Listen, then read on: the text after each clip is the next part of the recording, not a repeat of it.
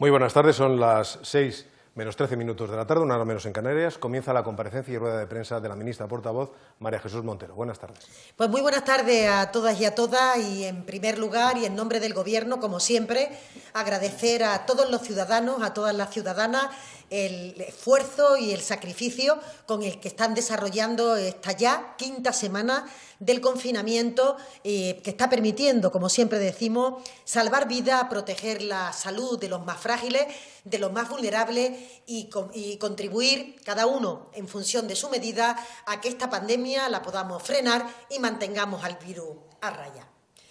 Decir también que en clave nacional el presidente del Gobierno inició esta semana pasada una ronda de contactos con todas las fuerzas políticas, circunstancia que hemos ido comentando a lo largo de los últimos días, también con comunidades autónomas y con los ayuntamientos para impulsar la reconstrucción social y económica de España.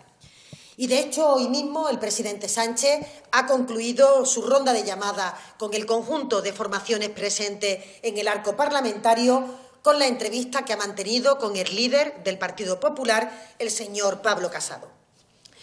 Como saben, porque él mismo así lo ha manifestado, el Partido Popular ha trasladado su disposición a participar y a contribuir a unir esfuerzos y fuerza para construir estas bases económicas y sociales de la España del futuro.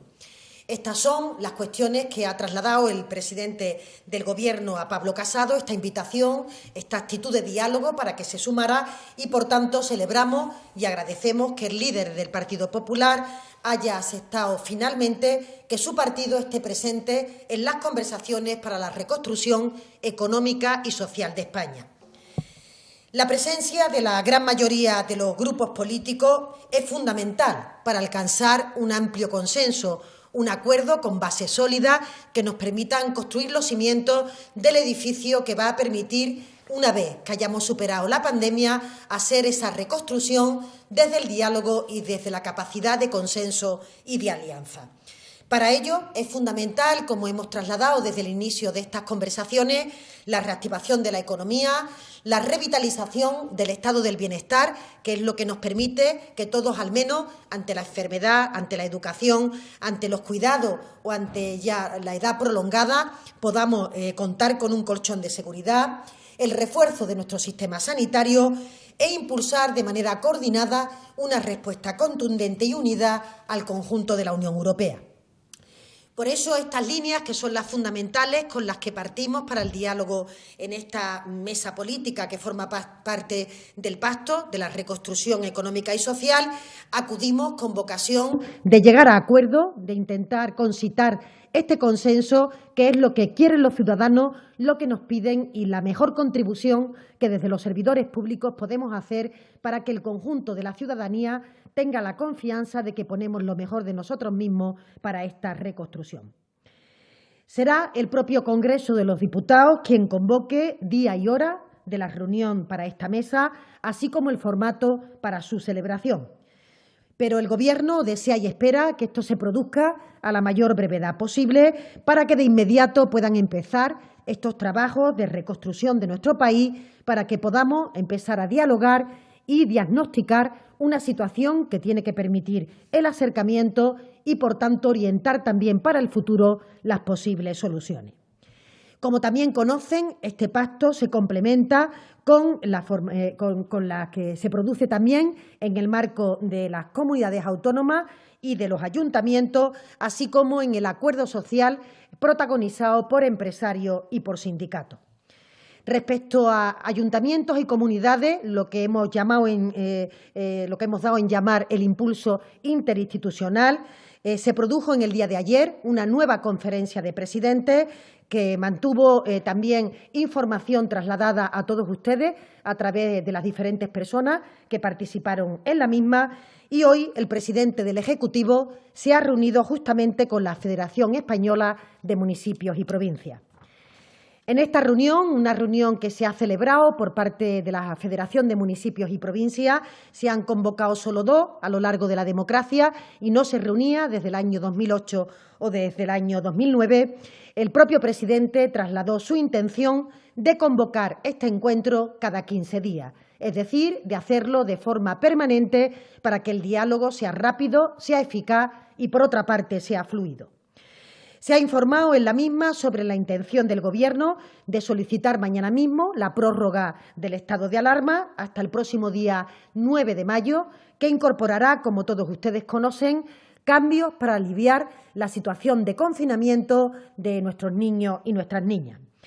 En este sentido, también el presidente del Gobierno ha agradecido la labor de todas las entidades locales en el cumplimiento del confinamiento y, por tanto, del respeto a que todas las personas cumplan con su tarea y esto nos permita mantener a raya al virus. Y, por otra parte, también ha expresado su intención y convencimiento de que los ayuntamientos, la administración más cercana a los ciudadanos y a las ciudadanas, jueguen un papel primordial, esencial, en el proceso de desescalada. Por tanto, agradecemos la disposición manifestada por los alcaldes y alcaldesas, que en palabras del presidente de la FEM se traslada de esta manera: desde la lealtad institucional, con la mano tendida a la cooperación y a la coordinación. Palabras que agradecemos, actitud también que queremos celebrar, porque efectivamente tanto el Gobierno de España como comunidades autónomas y ayuntamientos tenemos mucha tarea y tenemos que remar en la misma dirección, sumar competencias y sumar esfuerzos y, por tanto, entre todos, hacer posible que el ciudadano único, destinatario de todas nuestras políticas, perciba este esfuerzo de colaboración y de coordinación como parte también de nuestro compromiso. Igualmente, queremos poner de manifiesto el trabajo ingente, abundante, que vienen realizando las entidades locales durante esta semana y, fundamentalmente, hacer hincapié en su trabajo en materia de prevención de la pobreza, sobre todo pobreza infantil, la asistencia a comedores de aquellas personas que tienen menos recursos, también el atender a las personas sin hogar, que evidentemente ha habido que preservar de una situación que siempre es una situación complicada, pero mucho más durante estos días, en materia de prevención de la violencia de género o de atención a las víctimas de esta lacra y de identificación de los lugares, de las reservas que se habían solicitado a comunidades autónomas y ayuntamientos para que pudieran tenerse previsto en caso de que la desescalada fuera un elemento necesario para que las personas pudieran tener un lugar alternativo para el aislamiento.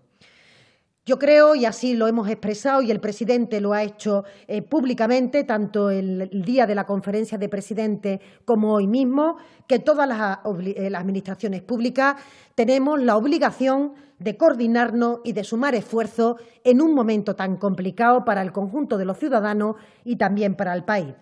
Y esto creemos que es lo que esperan toda la ciudadanía, que es lo que nos dicen y lo que nos piden a través de los comentarios, de las encuestas, de los sondeos de opinión, que aquellos que estamos al frente de las instituciones seamos capaces de aparcar, de dejar a un lado los intereses partidistas o las diferencias que durante mucho tiempo o que ocupan muchas horas en donde se expresan y que nos concentremos en aquellas tareas que nos unen, en aquellas en las que juntos somos más fuertes y que, en definitiva, pueden plantear una respuesta mucho más eficaz al conjunto de la ciudadanía. En ese afán y en ese ánimo se han producido estas reuniones y queremos, en nombre del Gobierno, agradecer toda esa tarea de contribución que se ha expresado y hoy particularmente el presidente del Gobierno agradecerlo tanto al líder del Partido Popular como a la Federación Española de Municipios y Provincias, que de forma unánime ha expresado ese deseo de colaboración y también de jugar un papel importante, como siempre han hecho los ayuntamientos, en solucionar los problemas de los ciudadanos e intentar aportar su competencia, su grano de arena, para que efectivamente todas las administraciones trabajemos coordinadas en la reconstrucción social y económica de España. Es lo que le puedo informar y que se ha producido en el día de hoy. Y si les parece, con esta información damos paso al turno de preguntas, a la ronda de intervenciones que ustedes quieran formular. Vamos a ello, ministra portavoz. Hoy está preparada esta lista de medios de comunicación que van a preguntarle al Gobierno: Radio Nacional, Maldita, Telecinco, Radio Intereconomía, La Razón, Cantabria Directa, Público, Político, Aragón Televisión y La Provincia. Vamos a ver si funciona todo correctamente. Arriba los canales de audio, realización, compañeros. Comenzamos por Radio Nacional de España. Adelante, Radio Nacional. Sí, buenas tardes. Soy Sandra Gallardo de Radio Nacional. Portavoz, varias preguntas breves. Por un lado, el hecho de que esa mesa que inicialmente quería poner en marcha el Gobierno, el presidente, se convierta en una comisión en el Congreso, desnaturaliza, podríamos decir, esos pactos de la Moncloa que querían lograr. Corre el peligro de convertirse en una pseudocomisión de investigación sobre la gestión del Gobierno. Por otro lado, ¿suscribe lo que ha dicho esta mañana el doctor Simón en relación a las declaraciones que hizo ayer el jefe del Estado Mayor de la Guardia Civil, que no es decente utilizar lo que considera un fallo por parte de la oposición? Y en Radio 4 esta mañana la portavoz de la Generalitat ha dicho que con la independencia de Cataluña se habrían evitado muertes. ¿Qué opina al respecto? Muchas gracias. Bien, Sandra, en relación con la primera pregunta, yo creo que lo importante, y así lo ha expresado el presidente del Gobierno en todas las entrevistas que ha mantenido, es que efectivamente esta convocatoria impulsada por el Gobierno de España para que en nuestro país se produzca un diálogo en relación con los partidos políticos, con todas las administraciones que tenemos un papel que jugar en este proceso de reconstrucción y, por supuesto, con los agentes sociales, patronal y sindicato, cobre cuerpo, se pueda trabajar a la mayor brevedad posible y, entre todos, seamos capaces de hacer un diagnóstico conjunto de en qué momento nos encontramos y, sobre todo, cuáles son los instrumentos que tenemos que poner en marcha para que podamos salir lo antes posible de esta situación sanitaria que hemos tenido y de la consiguiente situación económica que todavía y durante un tiempo va a hacer mella, y en los próximos meses poner en marcha esos instrumentos para posibilitar que en los próximos años España pueda caminar hacia ese rumbo de la reconstrucción. Por tanto, lo de menos para el Gobierno de España y para el presidente Sánchez es el formato en el que se puedan producir ese encuentro, esa mesa de diálogo, esas conversaciones entre los diferentes partidos políticos. Si en este momento lo que corresponde es que se haga de manera rápida para que realmente los ciudadanos se puedan beneficiar de las actuaciones que de ahí se conlleven. Pero insistimos en que lo de menos es el formato en el que se tenga que formalizar. Entenderán ustedes que para el Gobierno lo importante es que se produzca un acuerdo, que haya un pacto y que haya un cauce para poder desarrollarlo. No tiene ninguna importancia si se trata de una mesa de partido o si se trata de una comisión en el Congreso de los Diputados. Es un elemento a juicio de este Ejecutivo mucho menor. En segundo lugar, decir que, evidentemente, como se ha dicho en las últimas horas, este Gobierno combate de forma decidida los bulos que intentan generar una alarma injustificada al conjunto de la población o que de alguna forma puede confundir el comportamiento que tienen que seguir los ciudadanos para que cada uno sepa en cada momento qué tarea tiene que desarrollar en relación con el confinamiento, con las medidas de higiene o con cualquier otra cuestión que pueda producir, como digo, una alarma injustificada. E igualmente, este Gobierno impulsa el que, por supuesto, pueda existir y exista libertad de expresión en un país democrático y con un Gobierno progresista como el que tenemos en España. Por tanto, creo que el doctor Simón en el día de hoy lo que ha transmitido es su solidaridad con su compañero, que en su comparecencia había deslizado una frase que probablemente, sacada del contexto donde se había producido, podría tener una interpretación distinta. Yo creo que le honra también al doctor Simón tener ese sentimiento de equipo con el conjunto de los técnicos que han venido trabajando de forma incansable desde el inicio de esta pandemia, en donde no existen fines de semana, ni noches ni días, para intentar aportar lo mejor de sí mismo para combatir la pandemia. Y concretamente la Guardia Civil, los cuerpos y fuerzas de seguridad del Estado, que yo creo que a los ciudadanos les consta que están haciendo un esfuerzo extraordinario por intentar que todo el mundo conozca, cumpla sus tareas y, por tanto, se pueda proteger al conjunto de la población. Y la tercera pregunta que me formula en relación con la vocación o con la, digamos, opción política que está expresando la palabra que lo pronuncia, créanme que les diga que este virus no entiende de frontera, no entiende de ideología, no existe ni en el conjunto del mundo, es una pandemia global que está afectando a todos los países del mundo y que, por tanto, creo que está fuera de lugar ningún comentario que tenga que ver con esa cuestión que usted me expresa. Interviene ahora Maldita y después lo haría Telecinco. Adelante, Maldita. Buenas tardes, ministra. Soy Sergio Sangiao, de Maldita.es. Primero de todo, en esta crisis sanitaria se está hablando mucho de bulos. Lo acaba de hacer ahora usted misma. Nosotros llevamos casi 500 desmentidos y creemos que una buena manera de pararlos es la transparencia y la información pública. Pero su Gobierno no está publicando información a la que está obligado por ley, como son algunos contratos públicos. Un ejemplo sería el contrato de compra del lote de mascarillas defectuosas que hemos conocido recientemente por parte del Gobierno. ¿A quién compraron ese material? ¿Directamente a la marca o a través de un intermediario? Y una segunda pregunta. La Junta Consultiva de Contratación Pública, que es un organismo que depende directamente de su ministerio, ya ha dicho que habría que hacer públicos los contratos que está suscribiendo el Gobierno durante el estado de alarma, aunque sean contratos de emergencia. ¿Van a publicar todos estos contratos de compra de material sanitario, como ha indicado la Junta Consultiva y como sí que están haciendo otros países de la Unión Europea? Y en caso afirmativo, ¿cuándo va a ser? Muchas gracias. Sí, Sergio, te contesto por el final. Evidentemente, el Gobierno publicará o está publicando todos los contratos que se puedan estar haciendo en este periodo de alarma, porque el hecho de que se tramiten por procedimiento de urgencia no quita ni añade ningún elemento para su publicación. Sí decirlo que puede haber algún retraso en la publicación por el hecho de que están suspendidos los plazos para los trámites, tanto cuando se produce alguna pregunta o alguna solicitud de información por el portal de transparencia como cuestiones habituales en las que la Administración estaba obligada a unos plazos y que, como saben, los decretos leyes, porque en este momento había dificultad en la movilidad de los ciudadanos, en este momento también está trabajando para su publicación a la mayor brevedad posible. El Gobierno progresista de España es un Gobierno que hace de la transparencia su bandera y que siempre, y lo están ustedes viendo durante esta crisis, donde estamos compareciendo a diario a los medios de comunicación, sometiéndonos a las preguntas que ustedes quieran formular y, por tanto, de la misma manera lo haremos con toda la publicación de los contratos que se puedan producir en el marco de la pandemia, antes de la pandemia y después de la pandemia. Nada tiene que ver esta situación más que la interrupción de los plazos que la ley obliga con motivo del coronavirus.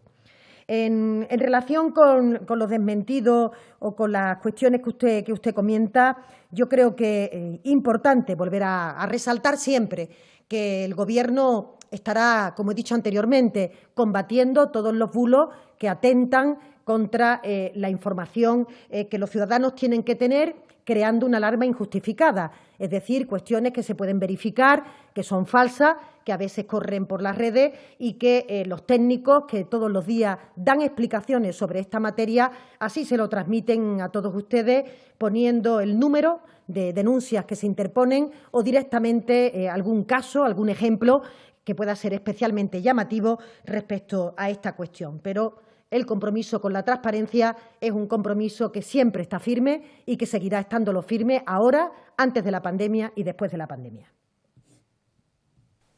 Vamos ahora con Telecinco. Adelante, Telecinco. Sí, buenas tardes, ministra. Soy Iñaki Aguado, de Informativos Telecinco. Sobre la comisión parlamentaria le quiero preguntar si les consta malestar en otros grupos políticos porque la comisión parlamentaria se haya acordado entre el presidente del Gobierno y el líder de la oposición. No sé si por el contrario todos los grupos están de acuerdo. Se lo pregunto entre otras cosas porque el Partido Nacionalista Vasco ya está diciendo que este episodio abona de alguna manera la desconfianza. Por otro lado, me gustaría saber si han pactado con Pablo Casado, con el Partido Popular, quién presidirá esta comisión, porque también nos trasladan desde el Gobierno que la vicepresidenta Carmen Calvo la coordinará. No sé si esto quiere decir que será ella quien presida la comisión. Por otro lado, hoy Pablo Casado ha anunciado que el miércoles exigirá al Gobierno una serie de medidas sanitarias, socioeconómicas y de transparencia, como pagar ya de inmediato las prestaciones de los ERTE, garantizar material a sanitarios y trabajadores, tests masivos, en fin. ¿Van a aceptar ustedes alguna de esas propuestas? Y sobre las mascarillas defectuosas de las que hablaba el compañero, me gustaría saber si saben ustedes ya el número de mascarillas que se distribuyeron, cuántas se han usado por parte de profesionales sanitarios y si se va a hacer PCRs a esos sanitarios que las hayan podido utilizar en UCIs o en plantas COVID de hospitales. Y por último, ¿se pueden decidir medidas de desescalada como la de dejar dejar salir a los niños antes de conocer el resultado de ese importante estudio de seroprevalencia del que llevan ya días hablándonos. Muchísimas gracias. Bueno, Iñaki, han sido muchas preguntas. Voy a intentar resumirlas en la medida de las posibilidades para poder permitir el turno a otros compañeros. Decirte en relación con los grupos políticos, yo creo que todo el mundo coincidimos en que lo importante es que todas las formaciones políticas nos sentemos a dialogar. Por el momento solo se han autoexcluido Vox y la CUP, y, por tanto, que el principal partido de la oposición participe, contribuya a todo este proceso de reconstrucción social y económica. Yo creo que se valora positivamente por la totalidad de las formaciones políticas. Como he dicho anteriormente, lo de menos es el formato en que eso se haga, si es una mesa de partido, si es una comisión. Lo importante es que estemos todos y todas, podamos participar, tengamos capacidad de aportar lo mejor de nosotros mismos y podamos llamar en el entorno de esa reunión a los expertos, a los políticos, a todo aquel que crea la comisión, que puede aportar algo, que pueda dar luz o que pueda alumbrar alguna solución a algunos de los problemas que se puedan tener planteados. Por tanto, creo que esa sintonía nos une a todas las formaciones políticas. En relación con el funcionamiento de la comisión, la respuesta es rotunda. No ha habido ningún pacto con el Partido Popular en este sentido y, por tanto, se discutirá, se hablará, se abordará la metodología de funcionamiento de la comisión en el marco de la misma y todas las formaciones políticas podrán discutir sobre cómo tiene que funcionar, periodicidad de reuniones, tipo de formato para la reunión y cuestiones instrumentales que puedan agilizar o que puedan hacer más eficaz el trabajo de la comisión.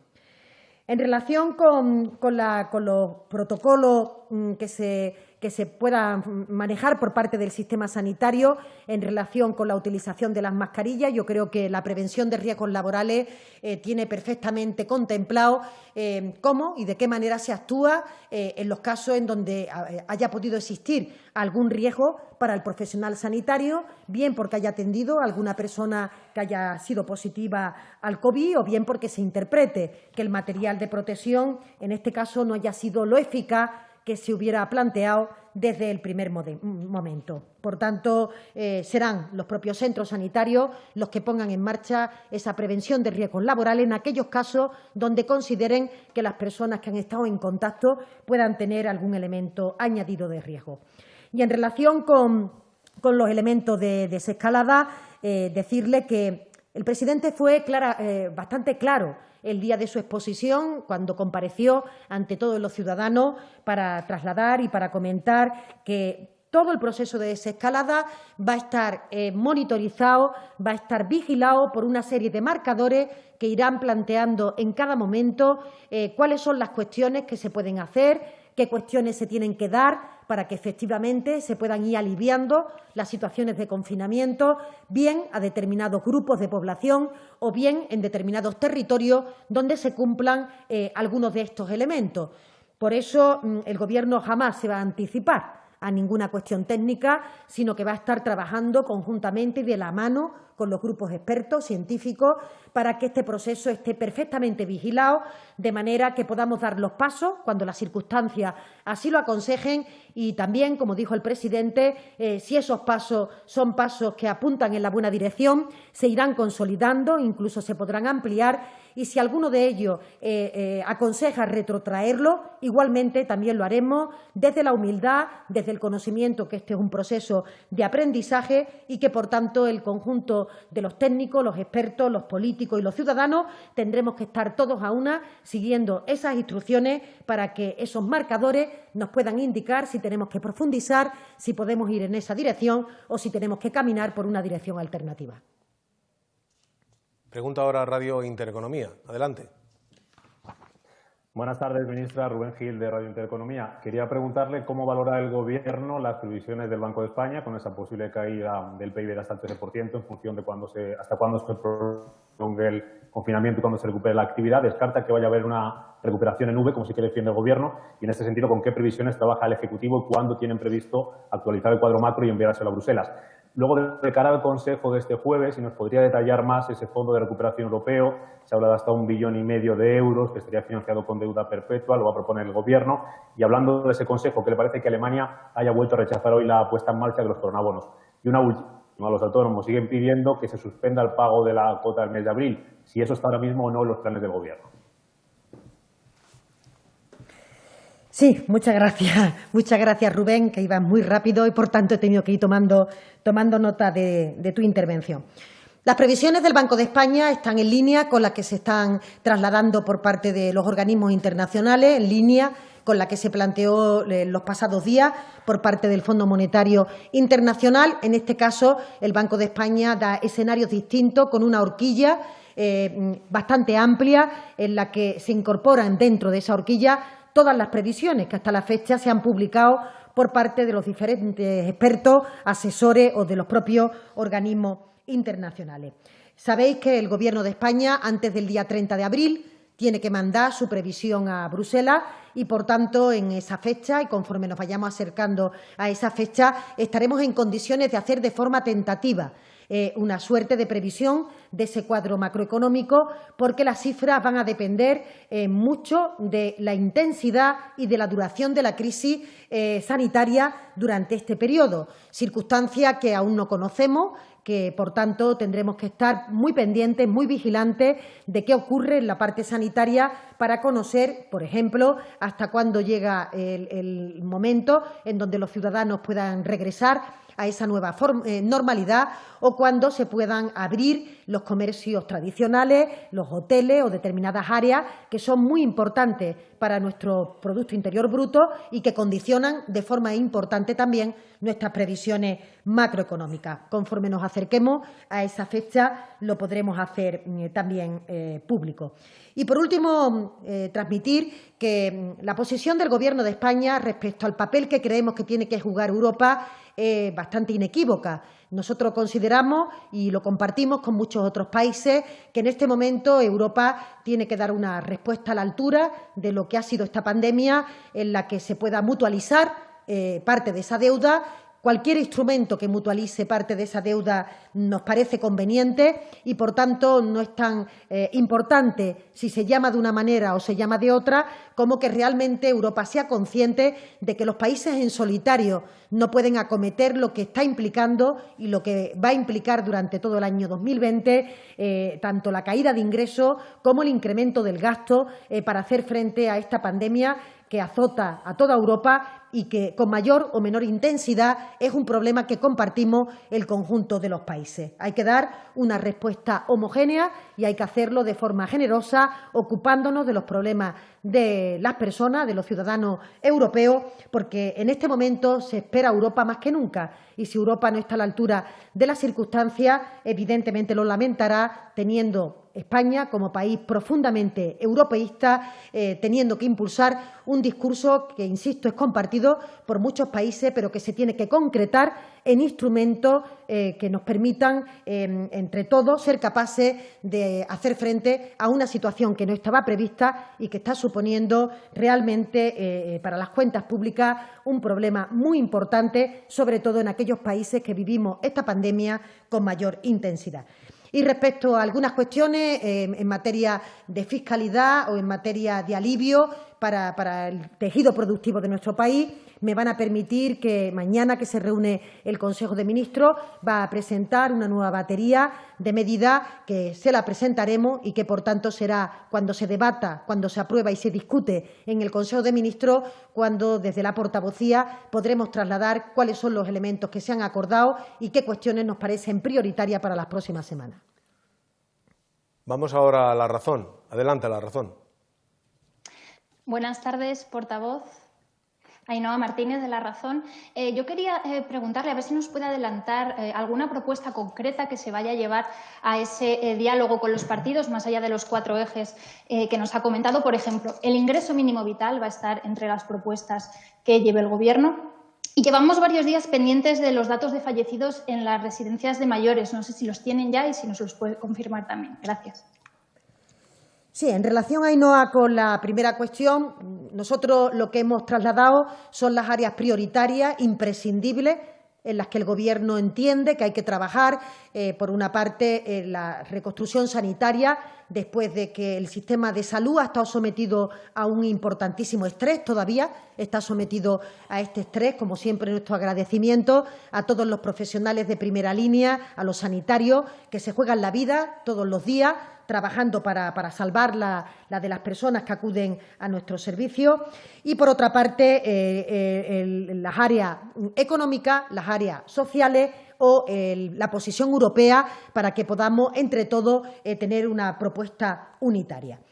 Nosotros consideramos que todas las propuestas que quieran hacer los grupos se tendrán que hacer en ese marco y, evidentemente, al tratarse ya de una comisión, por supuesto, los partidos que conforman el Gobierno llevarán a esa comisión el conjunto de las propuestas y los miembros del Gobierno estaremos a disposición de esa comisión para que seamos convocados, llamados de forma provisional, de forma permanente, como se quiera decidir, para aportar nuestro conocimiento, los datos de los que disponemos o nuestra opinión a propósito de cada una de las cuestiones. Pero creo que cada cosa tiene su tiempo. Hay que esperar primero que se reúna esta comisión, esta mesa, y posteriormente se irá dando cuenta, como se ha venido haciendo desde el primer día, de los acuerdos, de los avances o de las dificultades que se pueda encontrar en ese foro para hacer avanzar un pacto que es esperado y exigible por parte de la gran mayoría de los ciudadanos. En cualquier caso, parece razonable, parece lógico que una prestación nueva en España,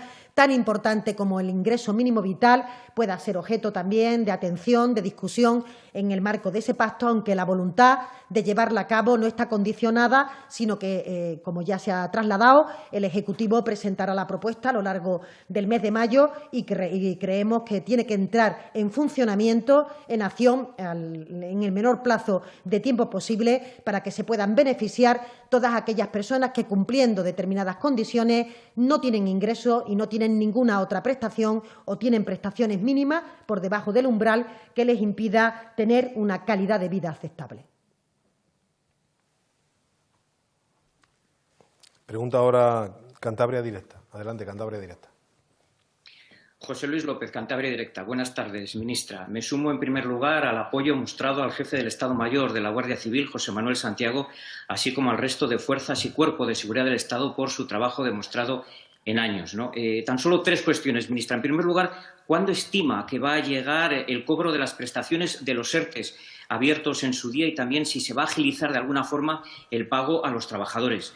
En segundo lugar, llevamos 37 días de confinamiento. No sé si tienen ya algunas cifras, algún baremo de la posible contabilización de casos de violencia de género, de denuncias que haya habido hasta el momento, ¿no?, después de estos 37 días. Y en tercer lugar, ya termino con esto, el presidente de la Comunidad de Cantabria, Miguel Ángel Revilla, quien, por cierto, dice que la salida de la crisis va a ser en una L alargada, bueno, pues le comento, ha propuesto un posible desconfinamiento, una posible desescalada para el sector de la hostelería desde el 15 de junio. No sé qué mensaje puede usted enviar tanto a las agencias de viaje españolas como al sector de la hostelería. Muchas gracias.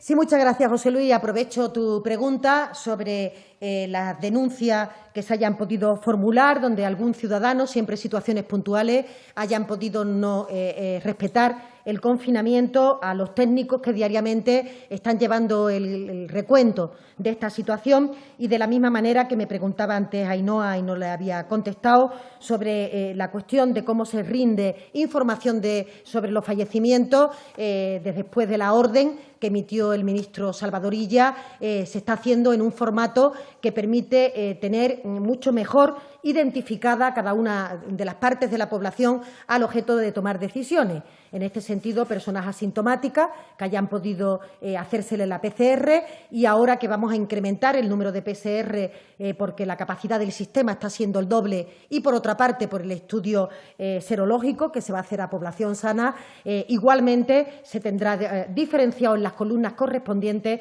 para conocer si son personas asintomáticas, es decir, que la interpretación de la PCR no es lo mismo que en personas que acuden a nuestros servicios sanitarios porque tienen un problema y requieren una atención. En el segundo caso, esto es importante tenerlo en cuenta para la atención, para la capacidad de nuestro propio servicio sanitario. En el segundo caso, al ser asintomáticas, son personas que no necesitan atención, aunque sí pueden requerir instrucciones sobre aislamiento o sobre materias que tienen que guardar las personas convivientes. Insisto en que esos datos se están dando de manera diaria, que esta misma mañana se han rendido y que todos los días le podéis trasladar esta cuestión a los técnicos porque ellos llevan la información de esa manera desglosada. Hacer ningún tipo de, anticipación sobre cómo y cuándo se va a producir para determinados sectores la desescalada o la autorización para la apertura de esas instalaciones sería, por nuestra parte, un ejercicio que no tendría ningún sentido. No se sabe, no conocemos. Serán los técnicos y los expertos los que vayan marcándole al Gobierno cómo y de qué manera se puede ir volviendo a esa nueva normalidad. Vamos a comenzar con los menores. Hay recomendaciones, sensibilidad por parte de todos los colectivos del conjunto de la sociedad, que nuestros niños y niñas van a iniciar ya la 5ª semana de confinamiento y que a partir del 27 de abril podremos expresar en qué circunstancias, bajo qué condiciones se pueda ir de forma ordenada, permitiendo aliviar a nuestros niños ese confinamiento. Más allá de esta cuestión, le puedo asegurar que el Grupo de Desescalada maneja muchos escenarios, está trabajando con muchas hipótesis distintas, fundamentalmente en esos marcadores que son los que nos van a ir planteando cómo y de qué manera en cada momento hay que actuar, y no hay ninguna fecha en el horizonte ni ninguna cuestión que en este momento podamos transmitir con rigor y, por tanto, desde la seriedad. Y, por último, con los ERTE. Yo quiero agradecer el esfuerzo que se viene realizando desde el Ministerio de Trabajo, en donde se ha hecho un refuerzo muy importante de la plantilla que trabaja en este entorno para permitir que se paguen los ERTE a la mayor brevedad posible y, además, un cambio en el sistema informático, en donde la sistemática en la que solo un día al mes se pagaban a las personas o se hacía el libramiento para las personas que estaban sometidas a un ERTE, cambie para que se pueda formular a lo largo de todo el mes. Ese es el trabajo que se viene realizando desde el Ministerio de Trabajo. Las demandas se han concentrado en muy poco tiempo, por tanto, en este momento se trabaja de destajo para intentar dar satisfacción al conjunto de las solicitudes en el menor plazo de tiempo posible. Hay ya un gran volumen de resoluciones que se han planteado y en este momento se está operativizando el pago e intentando dar respuesta, como digo, en tiempo y en forma a todas esas solicitudes que se han producido en muy poco espacio de tiempo. Es el turno de Público. Adelante, Público. Hola, buenas tardes, ministra. Soy Manuel Sánchez, de Público. La primera pregunta que le quería hacer es si no va a presentar el Gobierno un programa base de trabajo, un tema para trabajar en la Comisión, al menos si va a presentar algo sobre los plazos. Es decir, ¿se va a fijar plazos por fases, por objetivos, o la Comisión tiene el riesgo de dilatarse en el tiempo? Y luego, por otra parte, usted ha insistido mucho en que en este nuevo periodo de estado de alarma se va a aliviar las medidas, sobre todo con los menores. Hasta el día 11 de mayo no va a haber otro tipo de medidas, o se puede contemplar durante este periodo que, vía Real Decreto, de alguna u otra forma, se puedan suavizar estas medidas también. Gracias. Creemos, Manuel, que has preguntado inicialmente por un plan de trabajo del Gobierno para las reuniones. ¿Es así? Sí, quería saber si al final el Gobierno decide que no va a presentar ninguna propuesta base de trabajo a la Comisión. Sí, es que hay un ruido que se mete de otros micrófonos y, por tanto, no se escuchaba con nitidez el planteamiento. El Gobierno, insisto, desde el momento en que ha trasladado el presidente Sánchez esta convocatoria al diálogo, y es en la comisión del Congreso de los Diputados donde se va a formular el método, la composición, la capacidad, por tanto, de ir abordando las diferentes materias. Nosotros, por supuesto, vamos a someternos a las mayorías que se planteen dentro de la comisión. El Gobierno tenía una propuesta y tiene una propuesta de trabajar trabajar en 4 áreas. Los partidos que componen este Gobierno progresista, evidentemente, sobre cada una de esas materias tiene elementos, tiene cuestiones que le parecen prioritarias que se puedan abordar y lo harán a través de los representantes que estén allí sentados o sentadas y que permitan ir acompañando al conjunto de las fuerzas políticas desde la apertura, desde la alianza y desde el consenso. No va a ser un problema el que tengamos que trabajar en 5 temas, 10 temas o 20 temas. Trabajaremos en todos aquellos que de forma unánime, de forma, digamos que mayoritaria, hayamos decidido en el marco de la comisión y, por tanto, llevaremos nuestras propuestas el día que se reúna esta comisión y nuestro deseo de que se celebren esas reuniones en un plazo de tiempo que permita, a lo largo de este periodo de sesiones, tener conclusiones que de alguna manera alumbren la tarea del Ejecutivo y también pongan en marcha los instrumentos en el momento oportuno donde son necesarios. Esto quiere decir que, con independencia de que haya diálogos que se puedan prolongar porque su cometido esté en el medio plazo, evidentemente para las cuestiones del corto plazo, algunas se han preguntado hoy a propósito de esta rueda de prensa sobre los test o sobre cuestiones que se han planteado por parte del Partido Popular. Es obvio que hay que responderla en un plazo corto de tiempo porque hay que hacerlo justamente cuando estamos en plena lucha contra la pandemia. Yo creo que cada una de las propuestas marcará también su propio cronograma y en este sentido sería deseable que en el marco de este plan de sesiones, de este ritmo parlamentario que se tiene marcado por parte del Congreso de los Diputados, se puedan obtener al menos algunas conclusiones importantes que hagan que para el segundo semestre, para todo lo que queda del año 2020, podamos acometer los instrumentos que permitan inyectar dinamismo al sector económico, proteger a las personas más vulnerables, evitar la pobreza infantil, ser capaces de que todas las patologías que pudieran haber quedado relegadas en el sistema sanitario encuentren un vigor que permita atenderla en el menor plazo de tiempo posible. Y estamos hablando de todo aquello que no ha sido priorizado con motivo de la pandemia y que ha tenido que esperar a un momento posterior. O en materia de Europa, claro que tendremos que acompañar durante ya, en estas próximas semanas, el debate que se está produciendo en Europa y sería importante que nosotros como país tuviéramos una posición unitaria porque eso nos permitiría ser mucho más fuertes. Y en relación con el estado de alarma, las primeras medidas que se van a acometer tienen que ver, como el presidente transmitió, con el alivio del confinamiento de nuestros menores, pero puede haber otras medidas que se puedan ir desplegando a lo largo de esa semana en función, siempre insistimos, de esos marcadores, de esos indicadores que nos van a permitir controlar cuestiones tan importantes como la capacidad de nuestro sistema sanitario para abordar la enfermedad que en este momento se pudiera expresar y, en segundo lugar, también la propia difusión, la propia propagación del virus cuando desarrollamos determinados movimientos, que en este sentido es lo que siempre insistimos, que habrá algunos de ellos que se consolidarán, incluso que se podrán ampliar, y habrá otros que, porque así los marcadores lo aconsejan, se tendrán que retrotraer. Este es el plan que tiene marcado el Gobierno y este es el que irá desplegando a partir del próximo día 27 de abril. La publicación de información europea, Político, interviene ahora. Teníamos imágenes, pero creo que se ha ido. Sí tenemos audio en todo caso. Adelante, Político. Hola, buenas tardes. Cristina Gallardo desde Político. Buenas tardes, ministra. Me gustaría preguntarle de nuevo por la propuesta del Gobierno a la Unión Europea de crear un fondo para lidiar con la crisis. Mis preguntas son: ¿cuál es la cantidad mínima que el Gobierno consideraría un éxito? ¿Aceptaría el Gobierno que el fondo otorgase préstamos en lugar de transferencias, como propone la Comisión Europea? ¿Y cuál es el escenario que contempla el Gobierno si no hay un acuerdo con la Unión Europea que resulte satisfactorio para España? ¿Se contemplan 5 años más de austeridad, por ejemplo, para poder hacer frente a los gastos causados por el coronavirus? Gracias. Sí, muchas gracias, Cristina.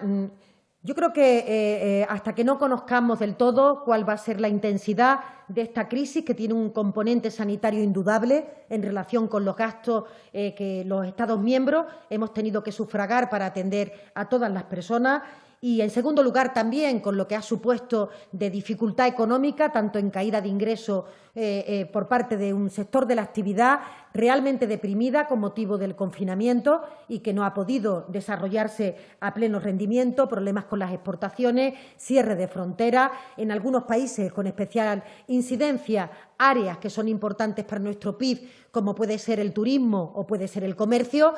Todos esos elementos tendrán que ser tenidos en cuenta para que la cantidad que se pudiera consignar en ese fondo realmente aliviara las cuentas públicas de los países que con mayor profundidad nos hemos visto inmersos en esta pandemia. Como esto, además, va a ser un elemento que en mayor o menor medida le toque al conjunto de países, probablemente todo el mundo tenga que participar de esos fondos y, evidentemente, la referencia tendrá que estar en relación con el gasto real o la caída de ingresos real, con ese balance que se plantea por parte del conjunto de países miembros para que realmente no sea una cantidad anecdótica y pueda ser una cantidad que realmente contribuya al sostenimiento de los países y a la lucha contra la enfermedad.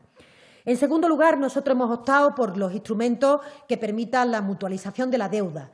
La forma que adquiera ese documento, se ha hablado durante mucho tiempo del coronavirus, hay otros instrumentos que lo pueden permitir, pero en cualquier caso creemos que es importante compartir con el conjunto de la Unión Europea la situación dramática que estamos viviendo todos los países. Y ello habrá que hacerlo a través de diferentes fórmulas. Para nosotros ha sido muy importante el impulso a lo que hemos llamado Plan Marshall, de alguna forma el que haya un plan extraordinario de inversiones que permita el que se pueda revitalizar los tejidos productivos, sobre todo de aquellos países que están sufriendo con mayor intensidad la pandemia, la mutualización de la deuda y, como digo, otros instrumentos que permitan compartir una situación que ha sido imprevista, inesperada y que está teniendo una importante profundidad. Y en la última pregunta, en caso de que no haya acuerdo, la respuesta que te diría es seguir intentando el acuerdo. España es un país plenamente europeísta. Nosotros somos artífices también de la construcción de Europa. Creemos firmemente en que Europa tiene que dar una respuesta unitaria a la situación que nos encontramos. También ser fuerte ante la reconfiguración que ocurrirá después de que pase esta ola del tsunami que ha supuesto la pandemia, con dificultades, con tensiones comerciales entre las diferentes partes del mundo. Por eso los ciudadanos necesitan Europa, nuestras empresas necesitan Europa, nuestros gobiernos necesitan Europa. Si Europa en este momento no es capaz de conseguir un acuerdo, el Gobierno español y el presidente Sánchez seguirá intentándolo hasta la extenuación. Nuestro proyecto de país pasa por Europa y, por tanto, seremos los primeros interesados en construir una gran alianza en la parte económica, en la parte social y en la parte de reconstrucción que le va a tocar al continente después de que pase la situación tan grave que tenemos con esta enfermedad. Turno ahora para la provincia. Adelante. Hola, buenas tardes, ministra. Soy Joaquín Anastasio, del periódico de La Provincia. Mi pregunta tiene que ver con los planes de reconstrucción del Gobierno y su aplicación en Canarias. Desde las islas se tiene el convencimiento de que va a ser la comunidad autónoma donde más graves van a ser las consecuencias económicas y en pérdidas de empleo. En concreto, por el parón total, prácticamente total y absoluto del sector turístico, que, como sabe, representa el 35% del Producto Interior Bruto del regional y el 40% del empleo. En este sentido, lo que se plantea y lo que reclama directamente, en este caso a usted como ministra de Hacienda, es si se va a poder utilizar el superávit que acumulan las administraciones canarias, que es en torno a 4.000 millones de euros. Se entiende que no tendría sentido que estos fondos estuvieran en los bancos mientras se desangra la economía canaria. La pregunta es si el Ministerio, si el Gobierno va a poder o va a acceder a esta petición de hace tiempo ya de todas las instituciones de Canarias. Y, por otra parte, también le plantearía si el Ministerio de Trabajo estaría dispuesto a ampliar las bonificaciones de los ERTE durante el resto del año para las empresas turísticas, que sería un elemento clave para superar la crisis. Gracias. Sí, muchas gracias, Joaquín. Bueno, yo creo que las preguntas que tú haces en relación con el sector del turismo es una de las cuestiones que preocupa y ocupa al Gobierno de España, porque efectivamente, no solo para la Comunidad Canaria, para las Baleares, sino para el conjunto de España, el sector turístico es una parte tan importante de nuestro PIB que tenemos que intentar superar esta situación sanitaria en el menor plazo de tiempo posible. Ojalá los países de nuestro entorno, los países que habitualmente eligen destino España o destino Canarias como lugar de vacaciones, también se recuperen de esa situación para que la apertura de fronteras también sea un hecho a la mayor brevedad y, por tanto, habrá planes especiales para los sectores que tengan mayor profundidad con motivo de la pandemia, que estén durante más tiempo en situación de incapacidad de poner su actividad productiva a pleno rendimiento y, sin duda, el sector turístico va a ser uno de los sectores que, de forma especial, tiene que tener planes de actuación concretos que permitan su revitalización y que permitan su lanzamiento una vez que podamos con toda facilidad en un primer momento circular por nuestro país y luego que el conjunto de los ciudadanos del mundo puedan circular también por España y concretamente por las islas. Y para ello pondremos en marcha los planes necesarios que tendrán una financiación que contará con diferentes instrumentos. Uno de ellos puede ser el superávit. No todo el mundo tiene superávit y hay también otros territorios que tienen problemas en relación con el turismo y en esos casos habrá que hacer planes de financiación y de ayuda al sector de forma específica. De una o de otra manera se pondrán recursos a disposición de ese sector para que realmente puedan mantenerse en este estado durante el mayor tiempo posible hasta que los ciudadanos puedan circular con total normalidad y el turismo pueda ser ese gran atractivo que tenemos en nuestro país, que disfrutamos y que todos estamos deseando de poder plantear. Aragón Televisión, creo que solamente sonido. Adelante. Sí, hola, buenas tardes. Soy Pedro Sánchez de Informativos de Aragón TV. Ministra, yo le quiero preguntar, ayer en la conferencia de presidentes, varios presidentes plantearon la posibilidad dentro de esa desescalada prevista de tener en cuenta ese levantamiento de las restricciones por zonas y concretamente dentro de esas zonas, las zonas rurales. También se pedía un plan de rescate para el turismo y me gustaría saber si contemplaría el Gobierno estas dos cuestiones, esas zonas rurales que se levanten las restricciones antes en esos lugares y también si hay algunas medidas para más adelante para esa reactivación de la economía en relación con ese plan de rescate de turismo, de hostelería. Y una cuestión más, cuando decía que esa primera medida que se pone en marcha el lunes con ese levantar las restricciones con los niños, hacía referencia a otras medidas que se pueden seguir poniendo en marcha. Me gustaría preguntar concretamente con el hacer deporte, el salir a correr, por ejemplo, ¿es algo que no sé si, según el resultado de las medidas que se tengan con los niños, se podría tomar como ejemplo o es una posibilidad que está barajando el Gobierno ahora mismo? Muchas gracias. Sí, gracias, Pedro. Yo, en relación con la última pregunta, también el presidente fue muy claro en el sentido de que no vamos a anticipar ningún escenario sobre el que los técnicos, los expertos todavía no hayan dado indicaciones al Gobierno de España.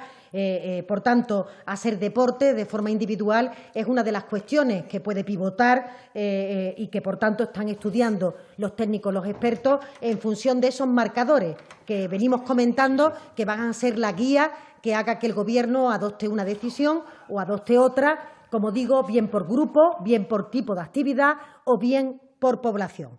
Esto significa que hay diferentes formas de ir aliviando este confinamiento, de ir recuperando esa nueva normalidad que tiene que ver con las actividades, tiene que ver con los grupos de población o tiene que ver con los territorios. Y con eso también contesto la primera pregunta.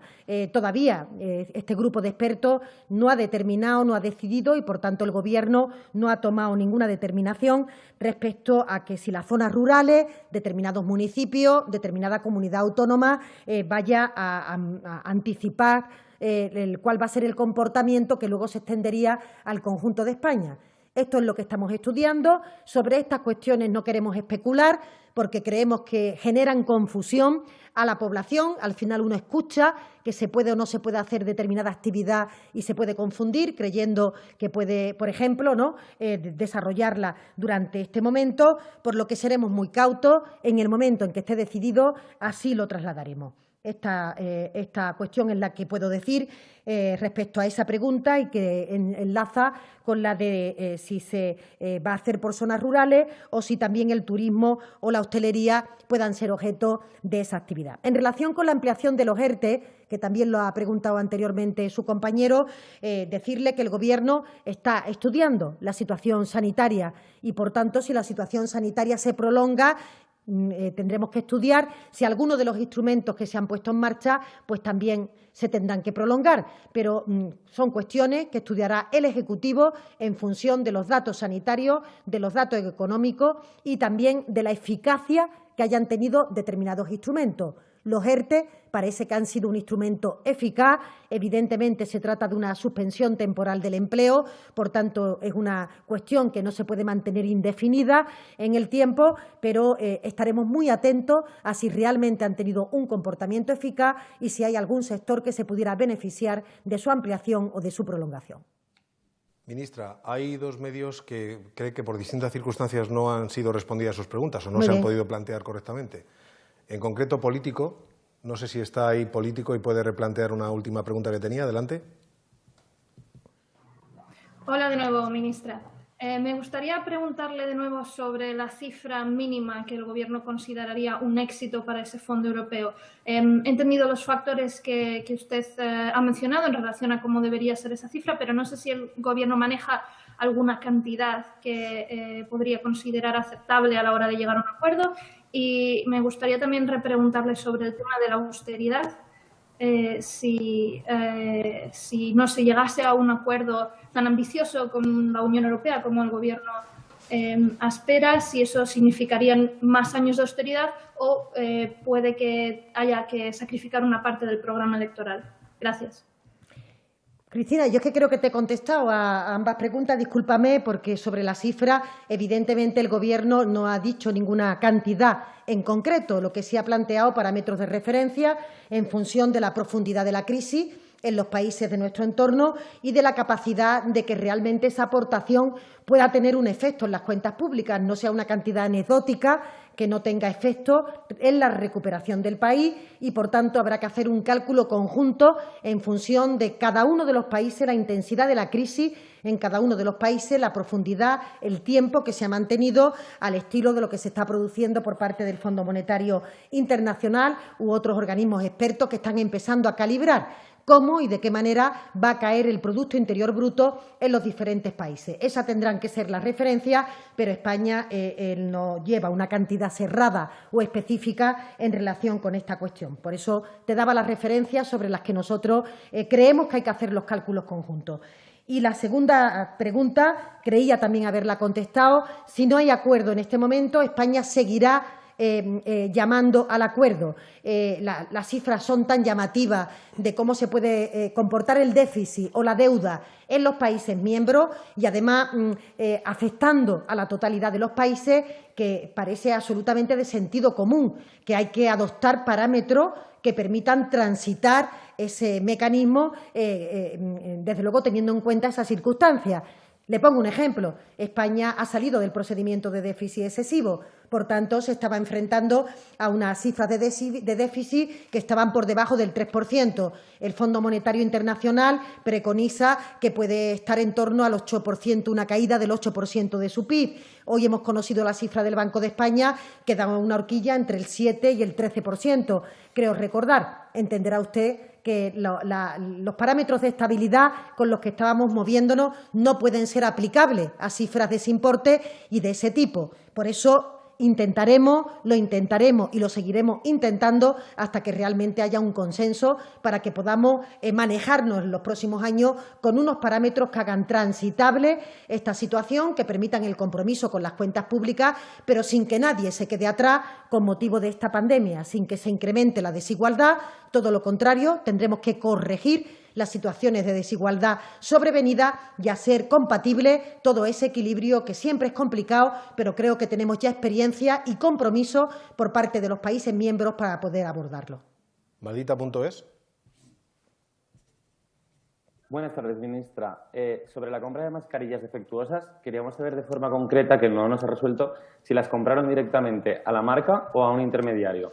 Y sobre los contratos que no están publicando por ahora, si se puede poner una fecha, sea exacta o al menos aproximada, ¿a cuándo van a empezar a cumplir con la publicación de estos? Porque lo que decía la Junta Consultiva es que ya se tendrían que estar publicando estos contratos a día de hoy, a pesar de la suspensión de plazos administrativos que mencionaba usted antes, que no sería una excepción para no publicar los contratos, la formalización y la adjudicación. Gracias.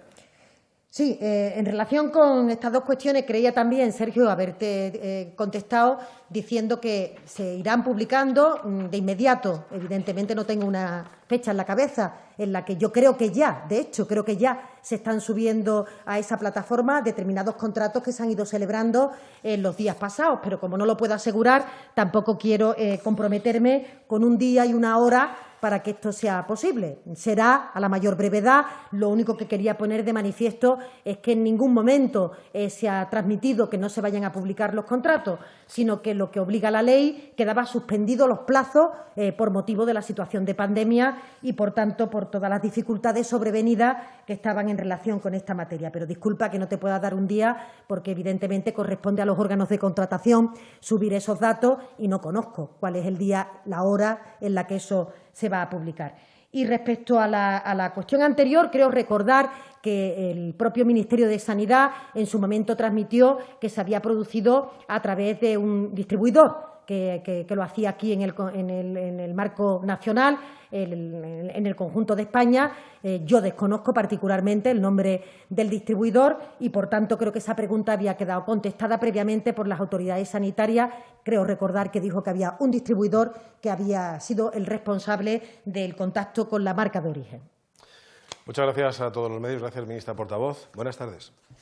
Muchas gracias a todos ustedes y, sobre todo, como siempre, a los ciudadanos por intentar cada uno, desde su tarea, desde su casa, aportar soluciones para que todos los españoles podamos beneficiarnos de este confinamiento que está permitiendo salvar vidas. Y a vosotros, los medios de comunicación, siempre por estar al día de cualquier cuestión que pueda ser de interés para toda la ciudadanía y por colaborar en toda la pedagogía que requieren las actuaciones que se esperan de los ciudadanos, sobre todo en la parte de higiene personal. Muchas gracias.